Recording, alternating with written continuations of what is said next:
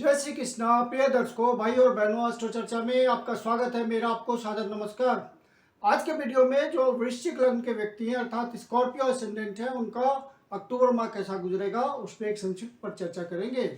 नए दर्शकों को बता दूं कि वह कैसे पता करें कि वो वृश्चिक लग्न के व्यक्ति हैं।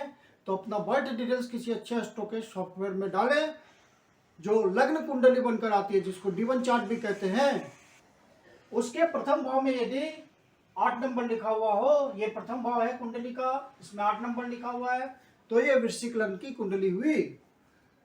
जब भी कोई ग्रह राशि परिवर्तन करता है तो अपना विशेष रिजल्ट देने को इच्छुक होता है, और यदि आपकी कोई सुटेबल महादशा, अंतरदशा, प्रत्यंतरदशा चल रही हो और गोचर उसको टैली कर देता है तो आपको रिजल्ट का अनुभव हो जाता है।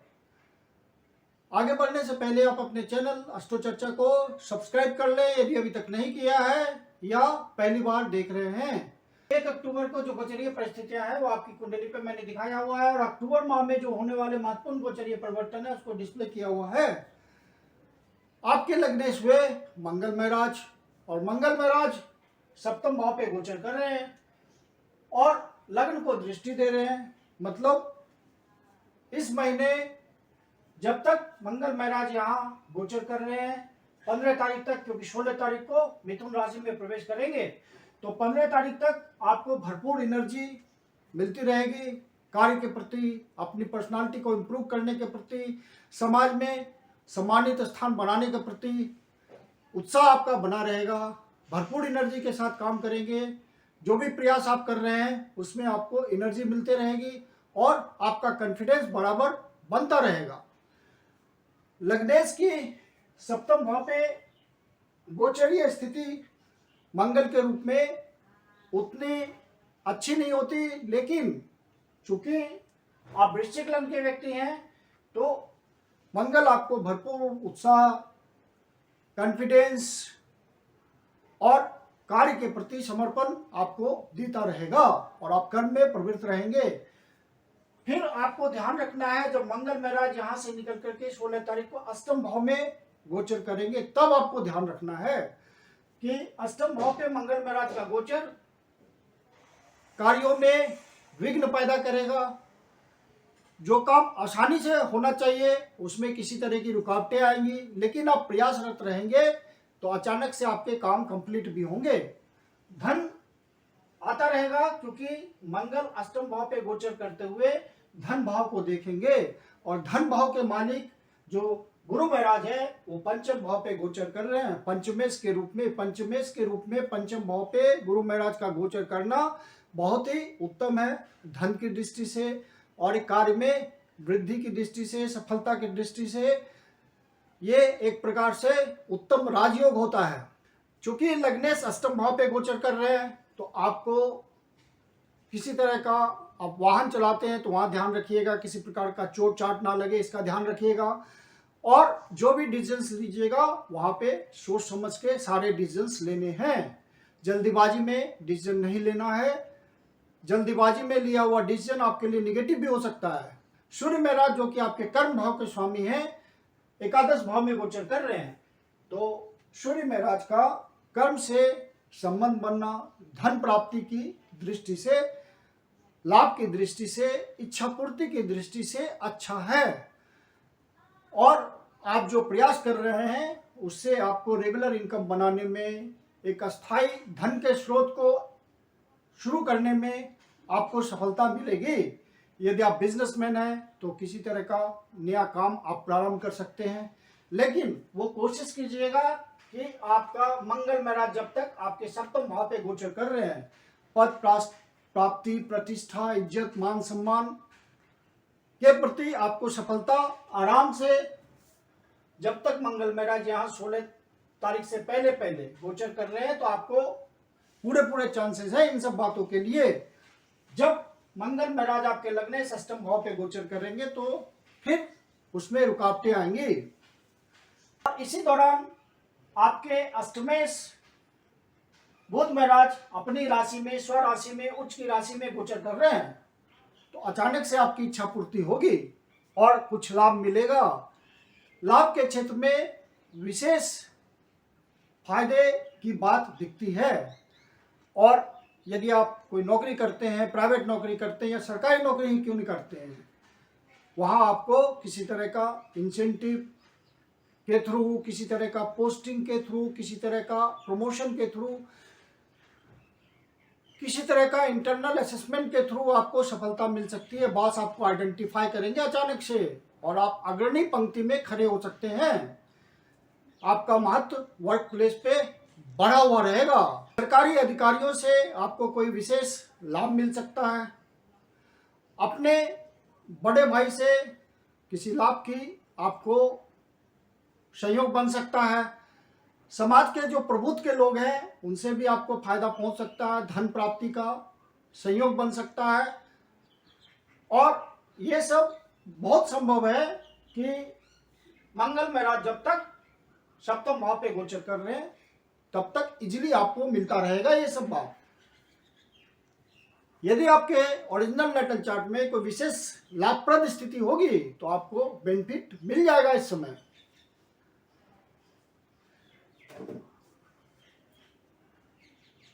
शुक्र महाराज की स्थिति यहाँ पे अपनी नीच की राशि में गोचर कर रहे हैं और आपके सप्तमेश हैं और आपके द्वादश भाव के स्वामी हैं। तो आपको अपने जो भी खर्चे संबंधित डिसीजन हैं, कहीं इन्वेस्टमेंट कर रहे हैं तो वहाँ आपको ध्यान रखना है। पार्टनर के साथ किसी प्रकार का वाद विवाद ना हो, इसका भी ध्यान रखना है। चाहे वो आपका बिजनेस पार्टनर हो, आप उसके साथ कोई काम धंधा करते हैं पार्टनरशिप में, तो सारे डॉक्यूमेंट्स वगैरह का, सारे रूल एंड रेगुलेशन का आपको बहुत ध्यान रखना है। यहाँ तक कि अपने लाइफ पार्टनर से भी किसी तरह का डिफरेंसेस नहीं बनाना है, नहीं तो परेशानी खड़ी हो सकती है।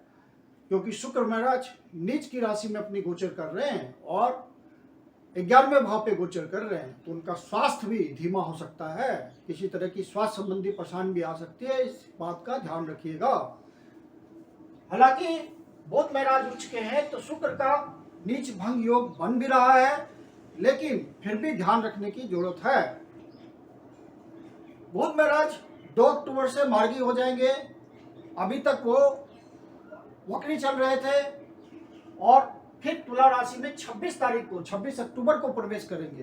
तो लगभग पूरे महीने यहाँ पे एकादश भाव में ही गोचर कर रहे हैं और सूर्य महाराज के साथ गोचर कर रहे हैं। तो बुध आदित्य योग भी बन रहा है यहाँ पे। मतलब जो भी आप डिसीजन लेंगे, सावधानी पूर्वक डिसीजन लेंगे, उससे आपको फायदा मिलेगा और एक दूरगामी परिणाम निकलेगा। जो आप डिसीजन लेंगे उसमें फोरसाइटनेस यदि होगा, दूरदर्शिता होगी उस डिसीजन में, तो आपको उसका फायदा मिलेगा। क्योंकि इधर से गुरु महाराज भी लाभ भाव को देख रहे हैं। उनकी डिजायर है कि आपको लाभ मिले, आपकी इच्छा पूर्ति हो।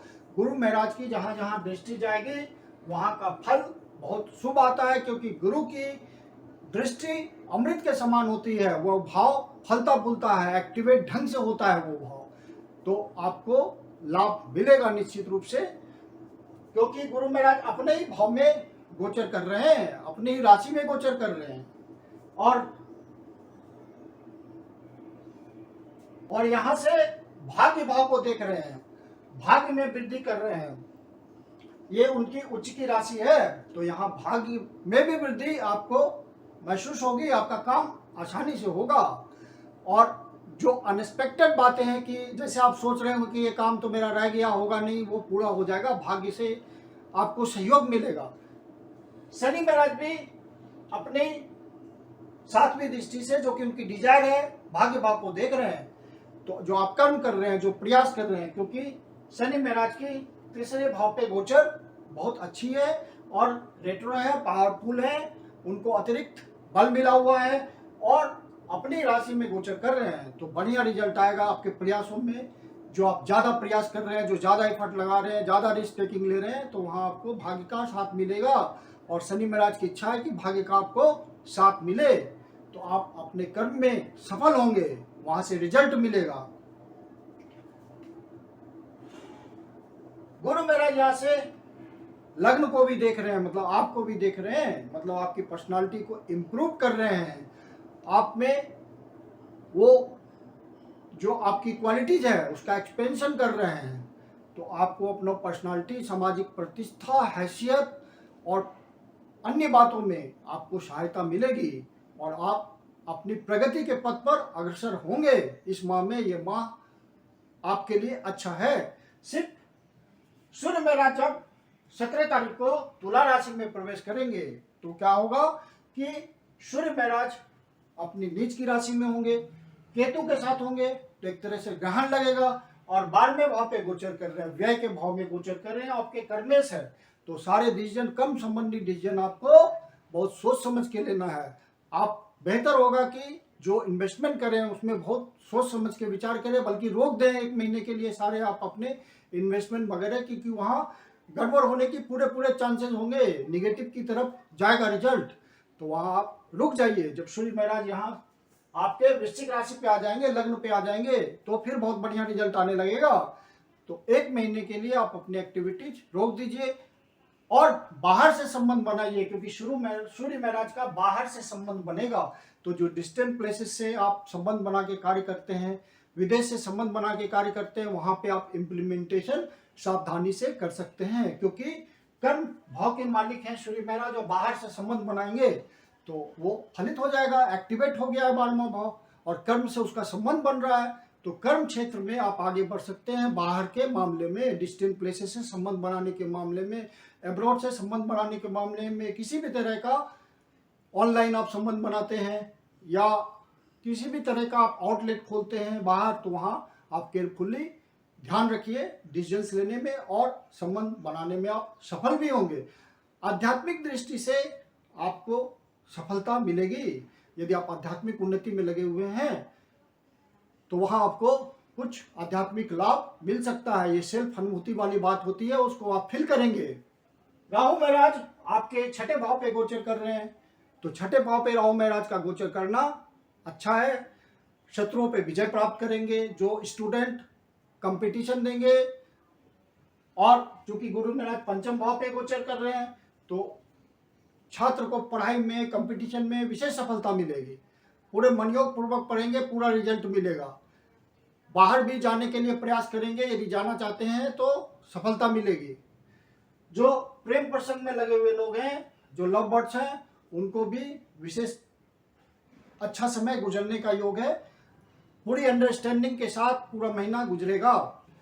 और चंद्र महाराज आपके लग्न से ही गोचर कर रहे हैं प्रारंभ, तो ये अर्ली इंडिकेशन है कि रिजल्ट अच्छा जाएगा। इस महीने का आपका सुखमय महीना गुजरेगा, ये अर्ली इंडिकेशन है चंद्र महाराज के गोचर के थ्रू। केतु ऑलरेडी 12वें भाव पे गोचर कर रहे हैं, लंबे समय के लिए गोचर करेंगे, तो आध्यात्मिक उन्नति के लिए तो अच्छा है ही है। और 12वें भाव से संबंधित जो भी आपके डिसीजन है वहाँ अलर्ट रहिए। इन्वेस्टमेंट करते हैं बाहर तो अलर्ट रहिए, किसी तरह का व्यय करते हैं तो अलर्ट रहिए। वहाँ लापरवाही करेंगे तो आपको घाटा सहना पड़ेगा, आपको निगेटिव बातें सहनी पड़ेगी, क्योंकि केतु जिस भाव पे गोचर करता है वहाँ के प्रति लापरवाह बनाता है। ये एक फिक्स्ड रिजल्ट है केतु का। इस महीने भी धन की स्थिति अच्छी बनी हुई है, क्योंकि आपके धनेश 5म भाव पे गोचर कर रहे हैं। तो धनेश और पंचमेश का 5म भाव पे गोचर करना आपके लिए धन की व्यवस्था करेगा। यदि आप किसी पारिवारिक बिजनेस में लगे हुए हैं तो अपने बिजनेस को आगे ले जा पाएंगे। किसी पार्टी के साथ जो निगोशिएशन होगा वहाँ आप अपनी वाणी का ध्यान रखेंगे, एग्रेशन का ध्यान रखेंगे, तो आपको सफलता मिलेगी। संचित निधि को बढ़ाने में आप सफल हो पाएंगे। मंगल महाराज जब यहाँ पे गोचर करने लगेंगे तो आपको वाणी का विशेष रूप से ध्यान रखना पड़ेगा, एग्रेशन का ध्यान रखना पड़ेगा, नहीं तो आप मामले बिगड़ेंगे। आप किसी के साथ डीलिंग करते हैं, किसी के साथ बात व्यवहार करते हैं, तो वहाँ किसी भी प्रकार का गुस्सा नहीं आना चाहिए। अचानक से किसी भी प्रकार का उत्तेजना नहीं होना चाहिए। कोई भी जल्दीबाजी में निर्णय नहीं लेना है, सोच समझ के सारा निर्णय लेना है, क्योंकि मंगल आपको, चूंकि आपके लग्नेश है, तो ऐसा करने को इंडिकेट करेंगे। तो वहाँ आप सावधान रहिएगा। जब मंगल महाराज यहाँ से निकल करके 9वें भाव पे गोचर करेंगे तो परिस्थितियां बदल जाएंगी। तो कुल मिला के ये महीना आपके धन आगमन का है, इच्छा पूर्ति का है, लाभ का है। तो इस महीने में आप अपने डिसीजन संबंधी सावधानी रखिए और आगे बढ़ते रहिए। अब इस माह में जो महत्वपूर्ण डेट्स हैं वो है 6 तारीख, 7 तारीख, 11 तारीख, 12 तारीख, 15 तारीख, 16 तारीख, 17 तारीख, 25 तारीख, 26 तारीख। ये तारीखें किसी नए शुभ कार्य को प्रारंभ करने के लिए अनुकूल नहीं है। हो सके तो इन डेट्स को अवॉइड कीजिए किसी नए शुभ कार्य को प्रारंभ करने के लिए। मैं कुंदन शर्मा आप लोग का हार्दिक स्वागत करता हूं। यदि आपके जीवन की कोई समस्या है जिसका समाधान आप हमसे चाहते हैं तो पर्सनल कंसल्टेशन ले सकते हैं। मेरी अपनी कंसल्टेशन शुल्क होती है। वीडियो के अंत में मेरा व्हाट्सएप नंबर दिया हुआ है, डिस्क्रिप्शन बॉक्स में भी व्हाट्सएप नंबर मेंशन है। आप कंसल्टेशन के लिए बुकिंग कर सकते हैं। धन्यवाद।